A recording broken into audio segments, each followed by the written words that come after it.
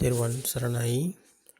அதிகௌரவத்துக்குரிய எங்களுடைய கல்யாணமித்ரு குருநாதர் புத்தோத்பாதோ ஆரியன் மான்சவின் பாத நமஸ்காரம்.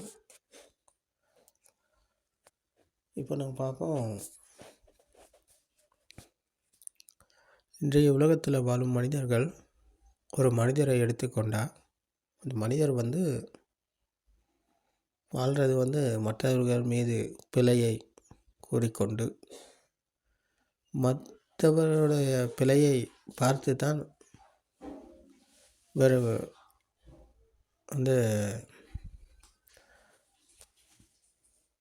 மற்றவர்களுடைய சமுதாயத்தில் உள்ள அரசாங்கத்தில் உள்ள பிறருடைய இந்த பிழைகளை தேடி தேடி இதை பார்ப்பது தான். இந்த பிழைகளுக்கு இது சரியில்லை, இது பிழை, இது சரியில்லை, இது பிழைன்றதை எடுத்துக்கொண்டு நினைத்து கொண்டு இதை கூறிக்கொண்டு தான் இந்த மனிதர்கள் வாழ்கிறாங்க. ஆனால் உண்மையிலேயுமே நாங்கள் பார்க்க வேண்டியது மற்றவர்களுடைய பிழையை அல்ல, சமுதாயத்தில் உள்ள பிழை அல்ல, அரசாங்கத்தில் உள்ள பிழையை அல்ல, ஏனையவர்களின் பிழையை அல்ல நாங்கள் பார்க்க வேண்டியிருக்கிறது. நாங்கள் பார்க்கணும் எங்களுடைய பிழையை. இது நடைமுறை பக்கம் திரும்பி பார்க்கணும். நடைமுறை பக்கம் திரும்பி பார்க்கணும். சத்தியத்தோடு இணைந்து நாங்கள் செயல்பட்டு பார்க்கணும். இப்போ பகவான் புத்தர் கூறும் சத்தியம் என்பது உங்களை நீங்கள் காண்பது என்பது. அதாவது உங்களை நீங்கள் காணும்போது உங்களுடைய பிழை உங்களுக்கு தெரியும். அப்போ உங்களை நீங்கள் காண்பது என்பது நீங்கள் உருவான விதம், ஆன்மா உருவான விதம். இந்த ஆன்மா உருவான விதம் பற்றி தெரிந்து கொள்வதற்கு, நீங்கள் உருவான விதம் பற்றி தெரிந்து கொள்வதற்கு பிறந்த நிலைக்கு நீங்கள் சென்று பார்க்க வேண்டியிருக்கிறது. நீங்கள் பிறந்தபோது உங்களுக்கு அம்மா இருந்தாரா, அப்பா இருந்தாரா, உங்களுக்கு வீடு வாசல், காசு தங்கம் பணம், சூரியன் சந்திரன், கதவு மெத்தை, கட்டில் மேசை அப்படின்னு ஏதாவது ஒன்று இருந்துச்சா அப்படின்னு நீங்கள் பார்க்க வேணும். இப்போ நீங்கள் பார்த்தீங்கன்னு சொன்னால் உங்களுக்கு உண்மை புரிய வரும். எனக்கு அப்படி ஒன்றும் இருக்கலை. அப்போ நான் என்பது கூட அங்கே ஒருத்தர் இல்லை. பிறந்தபோது பிஞ்சு குழந்தை அங்கே நீங்கள் இருக்கும்போது உங்களுக்கு எந்த ஒரு எதுவுமே இருக்கலை. அப்போ நீங்களும் அங்கே இருக்கலை. அப்போ நீங்கள் எப்படி உருவாங்குனீங்க அப்படின்றத தேடுதலை ஒரு விமர்சனத்தை நீங்கள் செய்து பார்க்க வேண்டும். அப்போ செய்து பார்த்தா அப்போ இதை செய்ய முடியும். இந்த தர்மத்தை கேட்பவருக்கு மட்டும்தான், சத்திய தர்மத்தை கேட்பவருக்கு மட்டும்தான் இதை செய்ய முடியும். மற்றவர்களுக்கு இதை செய்ய முடியாது. அவ்வளோ பெரிய ஞானி இன்றைக்கி இல்லை, உலகத்தில் எங்கேயுமே இல்லை. இன்றைக்கி இருக்காங்க பெரிய பெரிய போதனையாளர்கள், ஞானி என்று சொல்லி கொண்டிருக்கும் ஞானம் படைத்தவர்கள்லாம் இன்றைக்கி இருக்கிறாங்க. இவர்கள் எல்லாம் இருப்பது மூடத்தனத்தில். இவர்கள் மூடத்தனத்தில் மூழ்கி இருந்து கொண்டு இந்த கற்பனையில் இருந்து கொண்டு கற்பனையை உலகத்துக்கு சொல்லி கொண்டிருக்கிறாங்க. இவர்கள் யாரும் ஞானிகள் அல்ல, இவர்கள் எல்லாமே மூடர்கள். இப்போ ஞானி என்பது இந்த சத்தியத்தை கேட்டு இதை தெரிந்து கொள்பவர். பகவான் புத்தர் கூறும் இந்த புப்பே அனுநுத்தேசு தம்மேசு என்கிற முன்பு கேட்டு இருக்க முடியாத, பூரிப்படையக்கூடிய ஆச்சரியமிக்க சத்திய தர்மத்தை கேட்கணும். ஒருவர் கேட்டு இதை தெரிந்து கொள்ளும் போது அவர் நடைமுறைக்கு வருவார். அப்போ நடைமுறைக்கு திரும்பி பார்க்கும்போது தன்னுடைய பிழை தான் எல்லா இடமும் தெரியும். அப்போ தன்னுடைய பிழைகளை எல்லா இடத்திலும் திருத்திய போது தானும் இங்கே இல்லை என்ற நிலைக்கு அவர் வருகிறார். அப்போ தான் என்று இங்கே ஒருத்தர் இல்லை. அப்போ சுபாவ தர்மமும் அவரும் ஒன்று என்ற நிலையை அடைகிறார். அப்போ இதுதான் புத்த சுபாவம். அப்போ இது சொல்கிறது மாதிரி ஈஸி கிடையாது, இது புரிந்து கொள்வது என்பது. அப்போ நான் இங்கே உருவானேன் எப்படின்றத பார்க்கும்போது பிறந்தபோது நான் என்று இந்த உடம்பில் நானும் இருக்கலை, எனக்கு எதுவுமே இருக்கலை. இப்போ எனக்கு எதுவுமே இல்லாத போது நானும் இங்கே இருக்கலை. அப்போ இதெல்லாமே உருவானது எப்படின்னு பார்க்கும்போது தான் எங்களுக்கு அகப்படுது இந்த கண், காது, மூக்கு, நாக்கு, உடம்பு என்கிற இந்த சென்சர்கள், இந்த உற்பத்தி நிலையங்களால் உருவாக்கப்பட்டதை பிடித்து கொண்டது தான் நான். அந்த எண்ணம் தான் நான். இப்போ அம்மா இருக்கிறார் என்று நாங்கள் இன்றைக்கி சொல்கிறோம். இப்போ அம்மா எப்படி உருவானார் என்று பார்த்தால், கண்ணும் காதும் இணைந்தது. கண்ணும் காதும் இணைந்தது. வெளியில் அம்மா இருக்கிறார் என்று பிடித்து கொண்டோம். அந்த பிடித்து கொண்ட பிடிப்பு தான் ஆத்ம துஷ்டி. அந்த பிடித்து கொண்ட பிடிப்பில் தான் நாங்கள் இன்றைக்கி அம்மா இருக்கிறார் என்ற பிடிப்பில் தான் இன்றைக்கி வாழ்ந்து கொண்டிருக்கிறோம். அப்போ அம்மா என்பது சத்தம் வர்ணம் மூலியமாக உருவான ஒரு எண்ணம் மட்டும்தான். எண்ணம் மனதில் தான் இருக்கிறது. எண்ணம் வெளியில் கிடையாது. அப்போ மனதில் இருக்கும் எண்ணத்தை தான் நாங்கள் வெளியில் அம்மா இருக்கிறார் என்று சொல்லிக்கொண்டு நினைத்து கொண்டு அம்மா மீது ஆசை, அம்மா மீது விருப்பம், அம்மா மீது அன்பு அப்படின்னு சொல்லி இன்றைக்கி அம்மாவுடைய உலகத்தில் அம்மாவை பற்றிய ஒரு கற்பனை உலகத்தை வளர்த்து கொண்டு அதில் வாழ்ந்து கொண்டிருக்கிறோம். இப்போ இதுதான் கற்பனை உலகம். அப்போ அம்மா என்பது வெளியில் இருப்பது கிடையாது. அம்மா என்பது மனதில் இருக்கும் ஒரு எண்ணம் மட்டும்தான். இப்படித்தான் நான் உருவானேன். அப்போ அம்மா இருக்கும்போது அம்மா என்ற எண்ணத்துக்குள் நான் இருக்கிறேன். அந்த எண்ணம் தான் நான். அப்போ அது என்னுடையதாகிறது. அதுதான் என்னுடைய ஆன்மா. பகவான் புத்தர் அவர்கள் கூறுகிறார்கள், ஏதம் மம ஏசோ அமஸ்மிங் ஏசோமே அத்தா.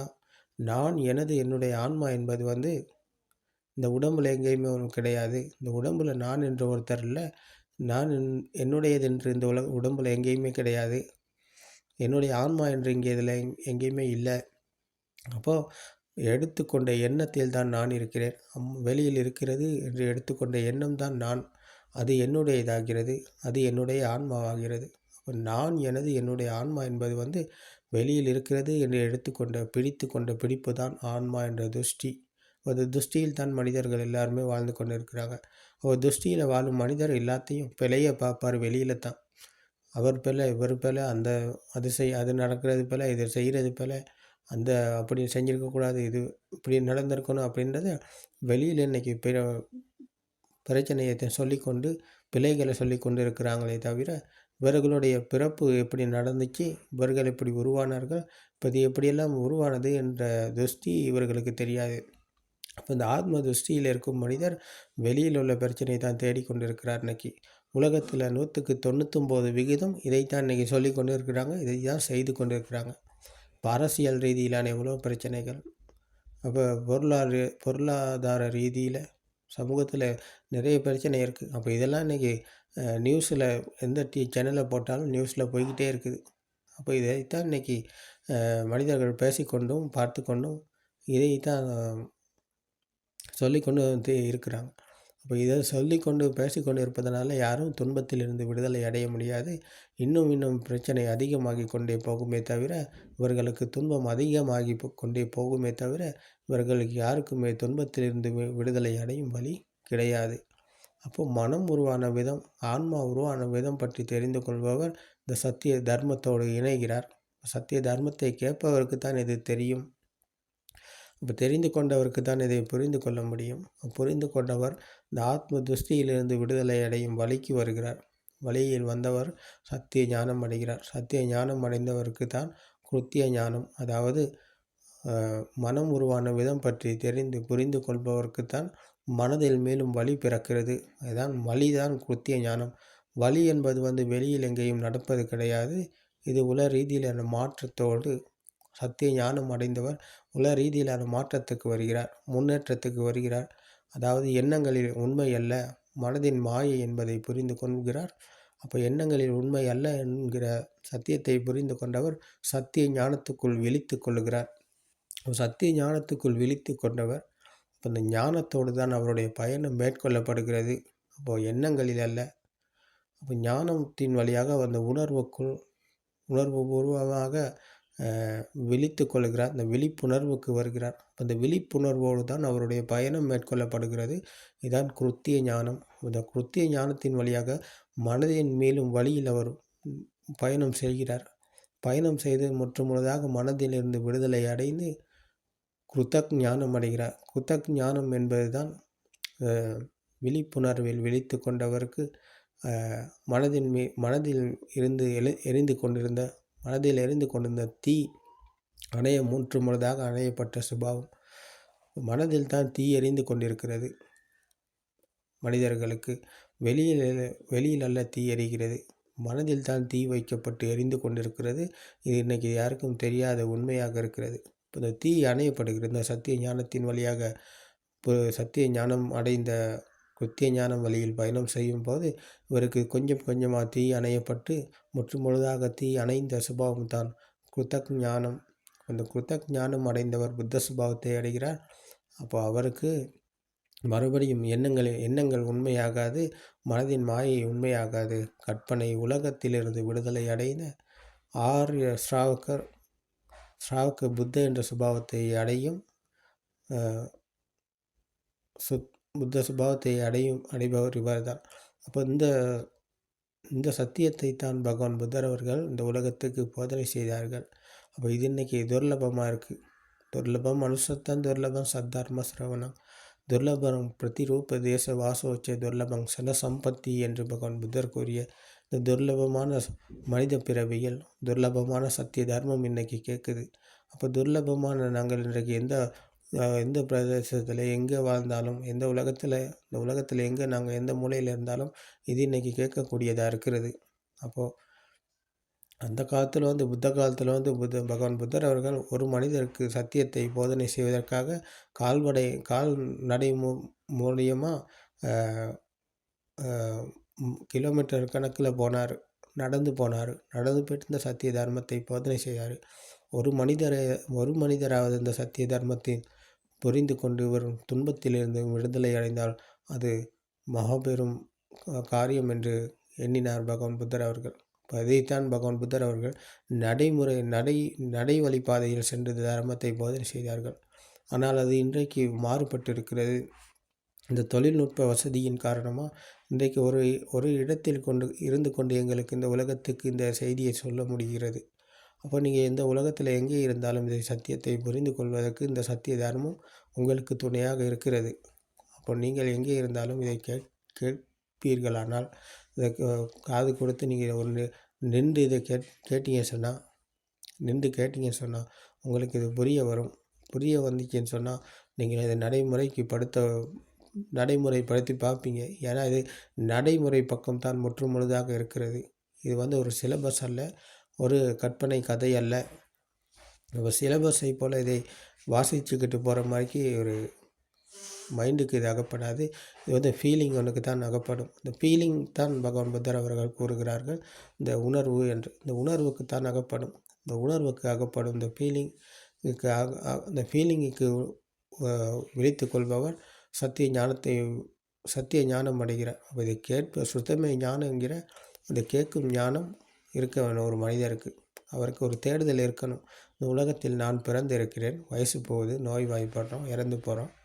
இது எங்கே உண்மை இருக்கிறது, எதில் சத்தியம் இருக்கிறது, அந்த சத்தியத்தை நான் எப்படி தெரிந்து கொள்வது என்ற ஒரு விமர்சனம், ஒரு தேடுதல் ஒரு மனிதருக்கு இருக்கணும். அது இன்றைக்கி உங்கள்கிட்ட அது மட்டும் இருந்தால் போதும். அதோடு இந்த தர்மத்தை நீங்கள் கேட்டீங்கன்னு சொன்னால் உங்களுக்கு இது புரிந்து கொள்ள பெரும் பாக்கியமாக இருக்கும். அப்போ நீங்கள் உலகத்தில் எங்கே இருந்தாலும் இதை உங்களுக்கு இன்னைக்கு கேட்டு இதை புரிந்து கொள்ள ட்ரை பண்ணிங்கன்னு சொன்னால், முயற்சி செய்தீங்கன்னு சொன்னால் உங்களுக்கும் இந்த புத்த சாசனத்தில் இது பிக்கு இந்த புத்த சாசனத்தில் நிர்வாணம் அடைய இதுதான் இந்த சத்திய தர்மம் தான் துணையாக இருக்கும். பகவான் புத்தர் அவர்கள் கூறியது நிர்வாண மார்க்கம் தான். நிர்வாணம் அடைந்தார்கள். நிர்வாணம் அடைந்து நிர்வாண மார்க்கத்தை உலகத்திற்கு போதனை செய்தார்கள். நிர்வாண மார்க்கத்தில் 3 கட்டங்கள், சத்திய கிருத்திய கிருத்தக் என்று 3 கட்டங்களை கூறுகிறார்கள். இதில் இந்த வழியில் நடந்து இந்த நடைமுறைக்கு வர வேண்டிய முறை ஒன்று இருக்கிறது. அந்த முறைப்படி நாங்கள் இதை கையாள வேண்டும். முறைப்படி கையாண்டு இதை வழியாக நடைமுறைக்கு வந்தால் முறைப்படி அப்போது நாங்கள் நிர்வாணம் அடைவோம் என்கிற சத்தியத்தை பகவான் புத்தர் அவர்கள் போதனை செய்கிறார்கள். முதல் கட்டம்தான் சத்திய ஞானம், அதாவது மனம் உருவான விதம் பற்றி தெரிந்து கொள்வது. மனம் உருவான விதம் பற்றி தெரிந்து கொள்வது கல்யாணமித்ராவின் செய்தியில் தான் இந்த மனம் உருவான விதம் பற்றி தெரிந்து கொள்ள முடிகிறது. கல்யாணமித்ர சேவனே சத்தர்ம சிரவணே யோனிசோ மனசிக்காரே தம்மானு தம்ம பிரதிபதாவ என்று பகவான் புத்தர் அவர்கள் இந்த 3 கட்டங்களுக்கும் இந்த அணுகுமுறைக்கும் இந்த முதலில் இருக்க வேண்டியதுதான் கல்யாணமிற்ற சேவனை. அதாவது கல்யாணமிற்ற சேவனை என்பது கல்யாணமிற்றர் என்பது இந்த சத்தியத்தை புரிந்து பிரத்யட்சம் அடைந்த நிலையில் ஒரு போதனை செய்கிறாரானால் அவர்தான் கல்யாணமிற்ற. அப்போ அவருடைய அணுகுமுறை, அவருடைய நட்பு எங்களுக்கு தேவை. அப்போ நட்பு என்பது இன்றைக்கு புத்தோத்பாத யூடியூப் சேனலில் உங்களுக்கு இந்த கல்யாணமிற்ற நட்பு இருக்கிறது. அப்போ இதை நீங்கள் கேட்டீங்கன்னு சொன்னால் உங்களுக்கு உருவம் தேவையில்ல. உருவம் ஒன்று இங்கே இல்லை. உருவம் ஒன்று நீங்கள் தேடாதீங்க. உருவம் ஒன்று என்றைக்குமே கிடைக்காது. அது அது உண்மைக்குமே கிடைக்காது. உருவத்தை காட்டி இந்த உருவத்தை இந்த உலகத்துக்கு காட்டி இதை போஷணை செய்து உலகத்துக்கு காட்டி ஏமாற்றக்கூடியதான் இன்றைக்கி உலகத்தில் இருக்கிறாங்க. ஆனால் தர்மம், சத்தியம் என்பது ஏமாற்றக்கூடியதல்ல. யோ தம்மம் பசதி சோமம் பசதி என்று பகவான் புத்தர் அவர்கள் கூறியது, இந்த தர்மத்தை காண்பவர் புத்தரை காண்பார் என்று. அப்போ நீங்கள் தர்மத்தை தான் காண வேண்டும். தர்மத்தை காண்பவர் புத்தரை காண்பார். அப்போ புத்தர் என்பது இந்த சத்திய ஞானத்துக்குள் விழித்து கொண்டவருக்கு புத்த சுபாவம் தெரிய வரும். அப்போ புத்த சுபாவத்துக்குள் தான் அவர் வருகிறார். அப்போ புத்தர் என்பது எங்கேயும் இருப்பது கிடையாது. இந்த மனதிலிருந்து விடுதலை அடைந்த ஆத்ம துஷ்டியிலிருந்து விடுதலை அடைந்த சத்திய ஞானத்துக்கு வந்தவருக்கு புத்தர் தெரிவார். அப்போ புத்தர் என்பது உருவத்தில் தெரிய மாட்டார். அப்போ நீங்கள் உருவத்தில் யாரை எங்கே தேடினாலும் அவர் கிடைக்க மாட்டார். அப்போ நீங்கள் தர்மத்தை தான் கேட்க வேணும். தர்மத்தை கேட்கும்போது கல்யாணமிற்றவின் இந்த செய்தியை நீங்கள் கேட்கும்போது இதை கேட்டு புரிந்து கொள்ள முயற்சி செய்து நடைமுறைக்கு வந்தீங்கன்னு சொன்னால் யோனிசோ மனசிக்கார என்ற இந்த ஒரு தேடுதல், ஒரு விமர்சனம் இருக்கணும். அதுதான் யோனிசோ மனசிக்கார என்று பகவான் புத்தர் அவர்கள் கூறினார்கள். கல்யாணமிற்ற சேவனை யோனிசோ மனசிக்காரே தம்மானுதம்ம பிரதிபதாவ என்று. அப்போ தர்மானுதம் பிரதிபதாவ என்பது இந்த நடைமுறைக்கு வர வேண்டி இருக்கிறது. அப்போ நடைமுறைக்கு வந்தவருக்குத்தான் இதை புரிந்து கொள்ள முடியும். அவருக்குத்தான் இதை பிரத்யட்சம் அடையும். அப்போ இதைத்தான் பகவான் புத்தர் அவர்கள் இதை ஒழுங்குமுறை ஒன்றை செய்து வழியாக நடைமுறைக்கு வரணும் அப்படின்றத சொல்லியிருக்கிறார். அப்போ இதை நீங்கள் எங்கே இருந்தாலும் இதை கேட்க முயற்சி செய்து இதை கேட்டீங்கன்னு சொன்னால் இது உங்களுக்கு புரிந்து கொள்ள முடியும். புரிந்து கொண்டீங்கன்னு சொன்னால் இது நடைமுறைக்கு வந்தீங்கன்னு சொன்னால் உங்களுக்கு இந்த புத்த சாசனத்தில் நிர்வாணம் அடைந்து பகவான் புத்தரின் பிள்ளையாக ஸ்ராவக புத்த என்ற புத்த நிலையை அடைய முடியும். அப்போது நீங்களும் இந்த புத்த சாசனத்தில் நீங்களும் ஒரு பிக்ஷுவாக முடியும். நீங்கள் துறவரம் போக தேவையில்ல, ஆடையை மாற்ற தேவையில்ல, உடையை மாற்ற தேவையில்ல, காட்டுக்கு போய்ட்டு தியானம் பண்ண தேவையில்ல. நீங்கள் வீட்டில் இருந்து கொண்டே இதை உங்களுக்கு செய்ய முடியும். நீங்கள் எந்த துறையில் ஈடுபட்டுக்கிட்டு இருக்கீங்களோ, எந்த தொழில் செய்கிறீங்களா, என்ன படிக்கிறீங்களா, வீட்டில் இருக்கீங்களா, என்ன பண்ணுறீங்களா, அது எதுக்குமே தடை கிடையாது.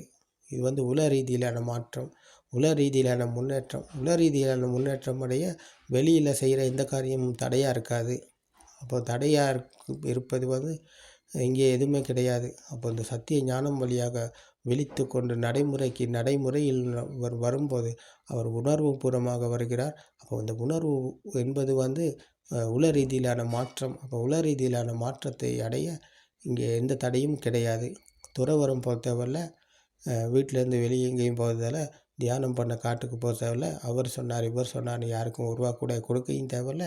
நீங்கள் இருக்கிற இடத்துல இருந்து கொண்டு உங்களுக்கு இதை செய்ய முடியும். இதுதான் விதர்சனா தியானம். இந்த விதர்சனா தியானம் தான் இன்றைக்கு உலகத்தில் எங்கேயுமே இல்லாமல் இருக்குது.